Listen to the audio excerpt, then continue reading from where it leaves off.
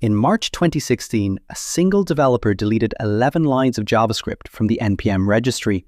Within hours, build pipelines broke at Facebook, PayPal, Netflix, Spotify, Babbel, React, Atom, and Ember. The internet, as the headlines put it that day, was on fire. The package was called leftpad, and the way it got removed says more about how we ship software than most engineers want to think about. Leftpad did exactly what its name suggested. Given a string and a target length, it added characters to the front until the string was the right size. 11 lines of JavaScript, the kind of thing any developer could write in 2 minutes, and tens of thousands of projects depended on it, often 3 or 4 layers deep without ever knowing. The story does not start with the deletion. It starts on March 11th, 2016, with a different package called Kick.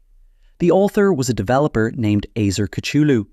He had published the Kick package months earlier, and in March, a lawyer from Kick Interactive, the Canadian company that ran the Kick Messenger app, emailed him asking him to give up the name.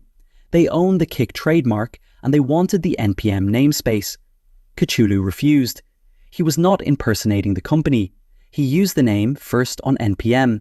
He was, in his own words, just doing open source. The exchange got tense fast, and Kick escalated the issue directly to NPM Inc., the company that ran the registry. On March 18th, NPM's CEO, Isaac Schluter, wrote to both parties.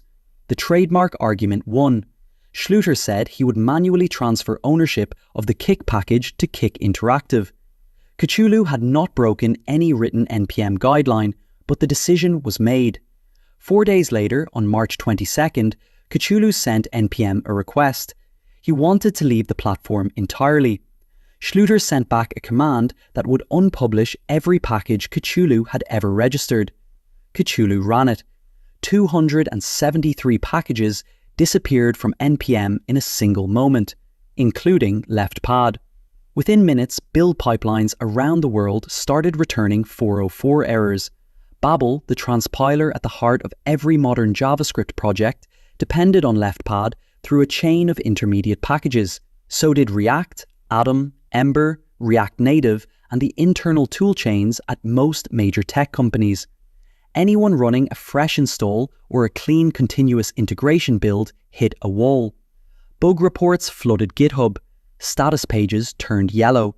Around 2 hours later, NPM did something it had never done before and would never do again the same way. It undeleted the package. The CTO, Laurie Voss, restored leftpad version 0.0.3 from an internal backup and republished it without the original author's consent. Voss wrote that NPM had, quote, picked the needs of the many. It was a one-time exception to a fundamental principle of the NPM ecosystem, that publishers own and control their own work. The aftermath rewrote the rules. Within weeks, NPM changed its unpublished policy. You can still remove a package you just published, but once 24 hours have passed and at least one other project depends on it, you cannot. The escape hatch is gone. If you regret a release, you can deprecate, you can transfer ownership, you can publish a warning, you cannot delete. That policy change is the surface lesson. The deeper one is harder. 11 lines of code, one developer, one decision broke half the internet. And we have spent every year since trying to figure out how to take software supply chains seriously.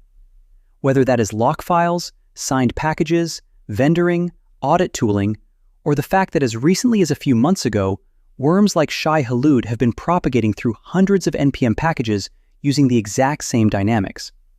Trust a maintainer, inherit their code, inherit their problems. Leftpad still exists. It is still 11 lines, and it still pads a string from the left. But it is also a permanent reminder of how thin the foundation actually is. That's it. If you learned something new, hit like and subscribe. See you next time.